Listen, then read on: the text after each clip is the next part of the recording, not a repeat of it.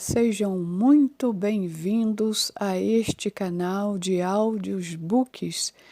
Caso você não tenha se inscrito, inscreva-se, compartilhe, ative o sininho e curta o nosso conteúdo. Estamos estudando o livro Em Seus Passos, O que Faria Jesus? Capítulo 17.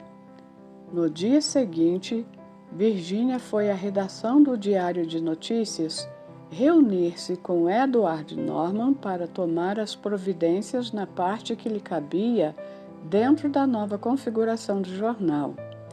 Henry Maxwell estava presente, e os três concordaram que Jesus, na condição de editor de um jornal, faria todas as coisas baseado nos mesmos princípios gerais que regeram sua conduta como Salvador do mundo.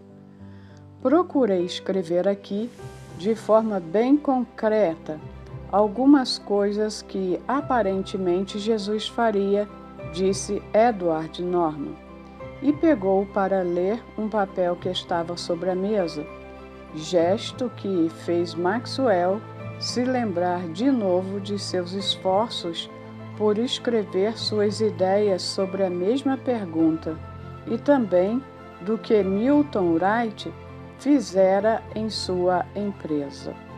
O título que dei a este documento é O que faria Jesus? Se ele fosse Edward Norman, editor de um jornal de circulação diária em Raymond. Primeiro, jamais permitiria em seu jornal uma frase ou fotografia que pudesse ser classificada como moralmente condenável, grosseira ou impura. Segundo, provavelmente conduziria a seção política do jornal de um ponto de vista marcado por um patriotismo suprapartidário, sempre olhando para todas as questões políticas sob a perspectiva da relação que elas guardam com o reino de Deus, defendendo ideias que se traduzam no bem-estar do povo, sempre com base em perguntas como: isto está correto? E nunca: o que é melhor para este ou aquele partido? Em outras palavras, ele trataria todas as questões políticas da mesma forma que trataria os outros assuntos, ou seja, da perspectiva da promoção do reino de Deus sobre a terra. Edward Norman tirou os olhos do texto por um momento.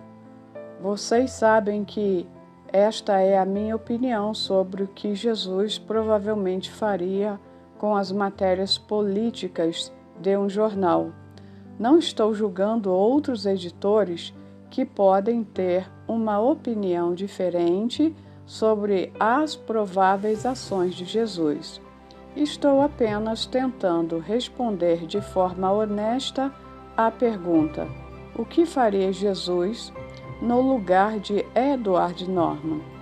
E a resposta que encontrei foi a que acabei de ler.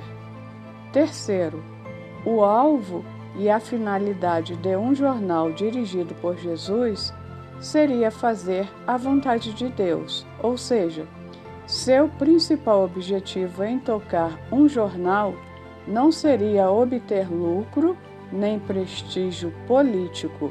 Seu alvo seria dirigir o jornal de modo que ficasse claro para todos os assinantes que ele estava tentando buscar primeiro o reino de Deus por meio daquele veículo de comunicação.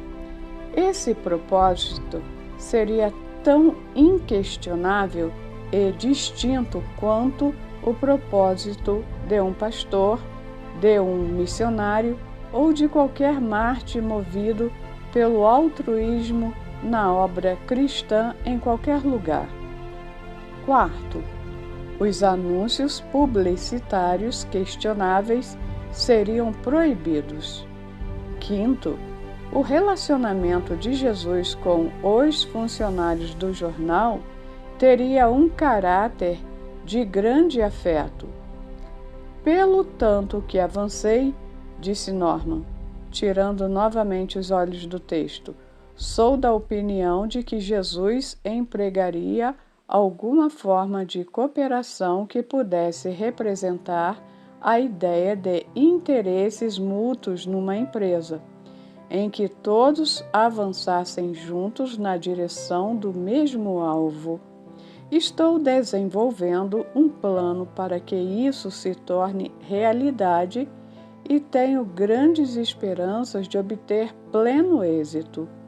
De qualquer forma, uma vez que se introduza o elemento do amor pessoal num negócio como este, subtraindo-se o princípio egoísta de fazer as coisas visando o lucro pessoal ou da empresa. Não posso deixar de esperar outra coisa que não seja o interesse pessoal afetuoso entre editores, repórteres, impressores e todos os que contribuem para a vida do jornal. Tal interesse seria expresso não apenas em simpatia e amor pessoal, mas também na distribuição dos lucros realizados pela empresa. Sexto, na qualidade de editor de um jornal nos dias de hoje, Jesus abriria muito espaço para notícias sobre a obra cristã no mundo. Dedicaria uma página aos fatos ligados aos movimentos sociais, aos problemas sociológicos, às obras sociais da Igreja e às atividades semelhantes.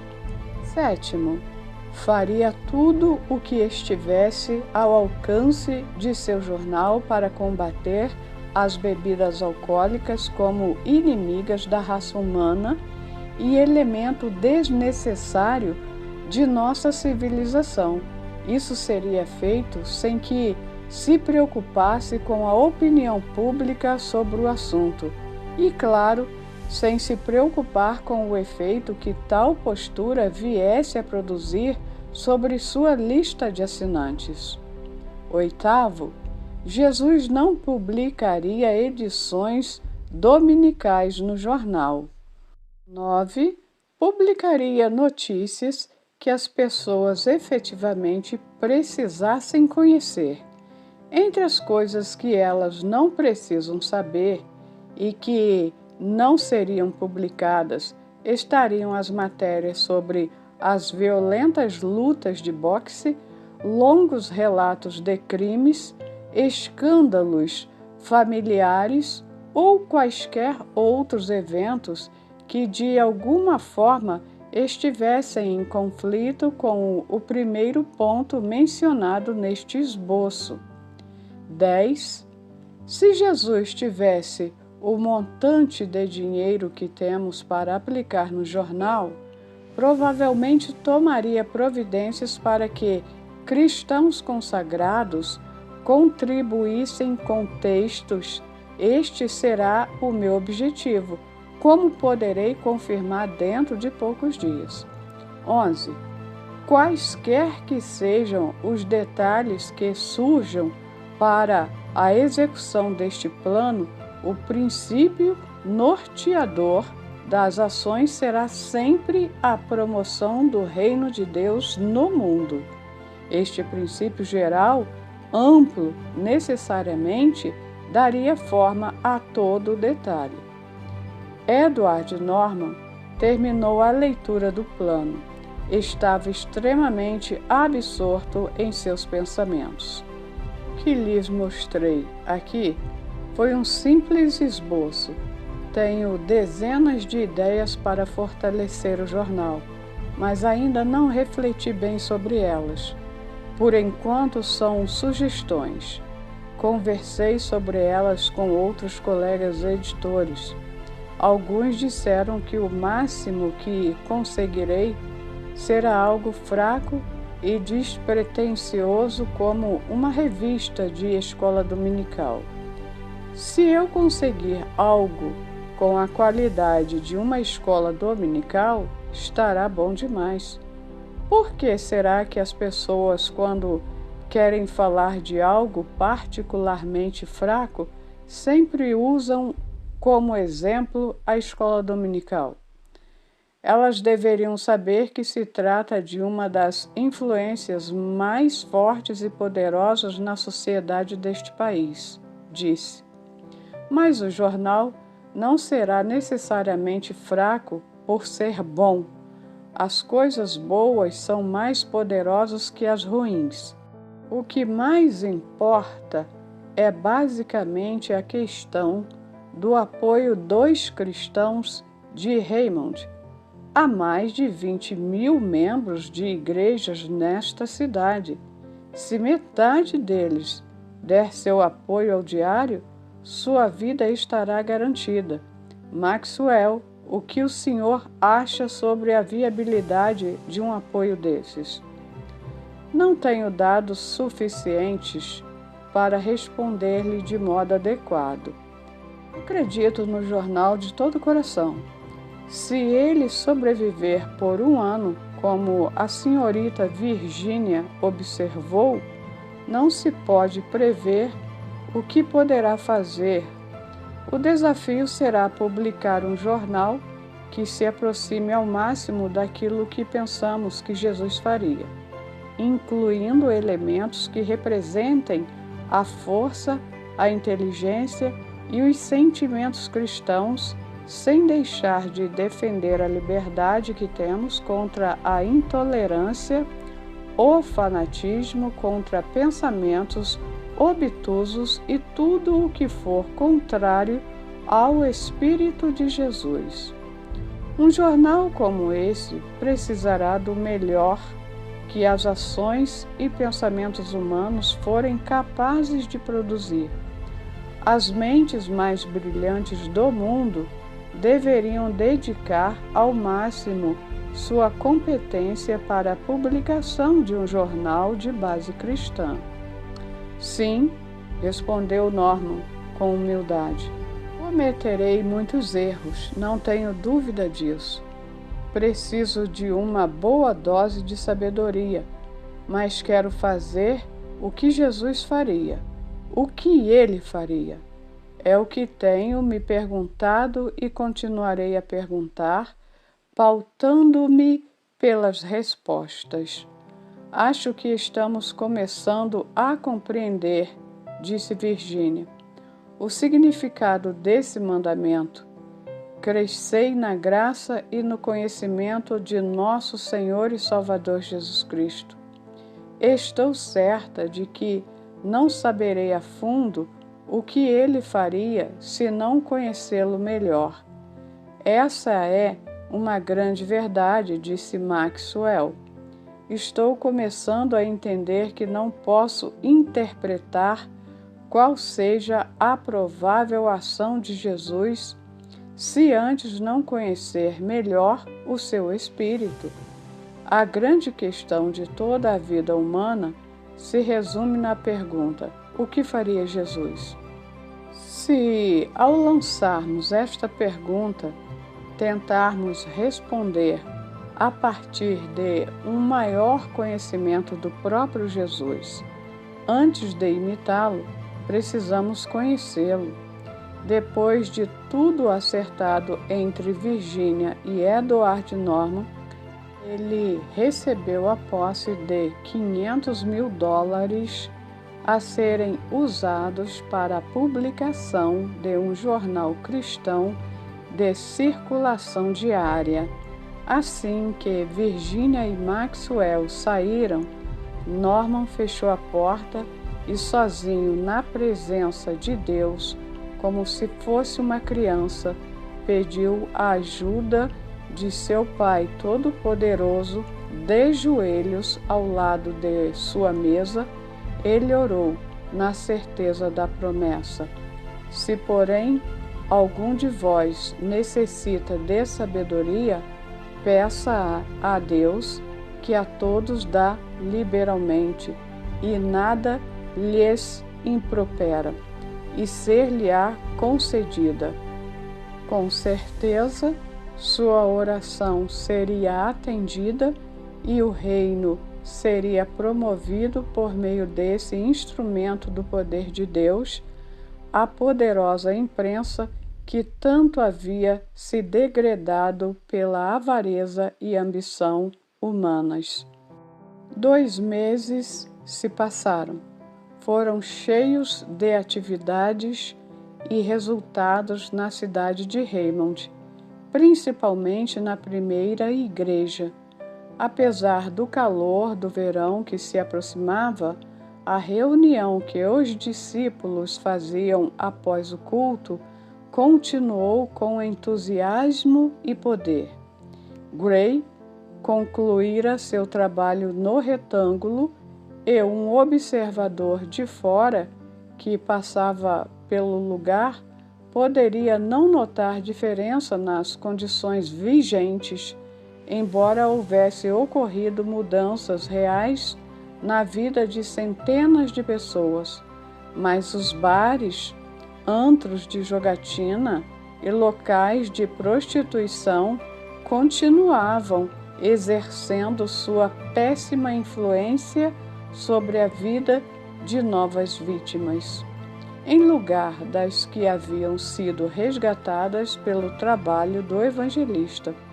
E o diabo arregimentava suas tropas com muita rapidez. Henry Maxwell não saiu de férias em viagem ao exterior. Em vez disso, pegou o dinheiro que havia economizado para fazer a viagem e discretamente tomou providências para que uma família do retângulo saísse de férias no verão. Tratava-se de uma família que nunca tinha saído do sórdido bairro de Cortiços. O pastor da primeira igreja nunca esqueceria a semana que passou com a família fazendo os preparativos para a viagem.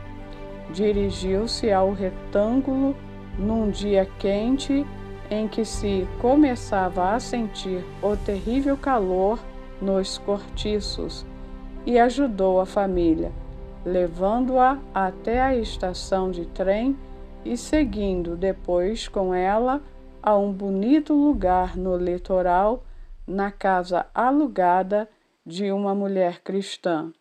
Pela primeira vez em muitos anos, os inquilinos da cidade, encantados, respiravam o ar marinho e sentiam soprar sobre eles a brisa perfumada de uma nova oportunidade para uma vida melhor. Estavam ali a mãe com um bebê doente e mais 3 crianças, uma delas com deficiência para andar. Desempregado, o pai estivera várias vezes à beira do suicídio, como mais tarde confessou a Maxwell. Passara a viagem toda com o bebê no colo e quando Maxwell os deixou para voltar a Raymond, apertou-lhe a mão e, apesar de tentar, não conseguiu conter as lágrimas, o que deixou o pastor muito comovido. A mãe, uma mulher abatida e esgotada, que havia perdido 3 filhos 1 ano antes por causa de um surto de febre no retângulo, sentou-se junto à janela do vagão durante todo o trajeto e ficou ali bebendo das delícias do céu, do mar e dos campos. Tudo aquilo lhe parecia um milagre. Maxwell, de volta a Raymond, no fim daquela semana, sentindo mais ainda o calor escaldante, depois de ter provado um pouco da brisa do oceano, agradeceu a Deus a alegria que havia testemunhado. Agora olhava com humildade para o discipulado. Depois de conhecer praticamente pela primeira vez na vida esse tipo especial de sacrifício. Ele nunca havia se privado da habitual viagem de verão, quando fugia do calor de Raymond, mesmo que não estivesse precisando de muito descanso. O fato é que, disse ele, respondendo a várias perguntas na igreja, este ano não estou sentindo necessidade de tirar férias. Sinto-me muito bem e prefiro ficar aqui. Foi com um sentimento de alívio que ele conseguiu ocultar de todos, menos da esposa, o que tinha feito pela outra família. Maxwell sentia que era necessário fazer alguma coisa daquele tipo sem aparecer e sem receber a aprovação de terceiros. O verão chegou para valer e Maxwell crescia no conhecimento de seu Senhor. A primeira igreja continuava sob o controle do poder do Espírito Santo. Maxwell estava maravilhado com isso. Ele bem sabia que desde o início somente o Espírito Santo é que tinha evitado que a igreja se dividisse diante do grande teste a que fora submetida na questão do discipulado. Ainda havia muitos membros que não haviam assumido o compromisso e consideravam todo o movimento à semelhança da mãe de Raquel, ou seja, como uma interpretação fanática do dever cristão. Essas pessoas esperavam que as condições voltassem ao normal. Enquanto isso, todos os discípulos estavam debaixo da influência do Espírito, e naquele verão, o pastor continuou exercendo seu ministério com grande alegria, mantendo as reuniões com os ferroviários, conforme prometera a Alexander Power, e crescendo diariamente no conhecimento do Senhor. No início de uma tarde de agosto, depois de um dia mais fresco que seguiu a um longo período de calor, Jasper Chase caminhou até sua janela do apartamento na avenida e olhou para fora.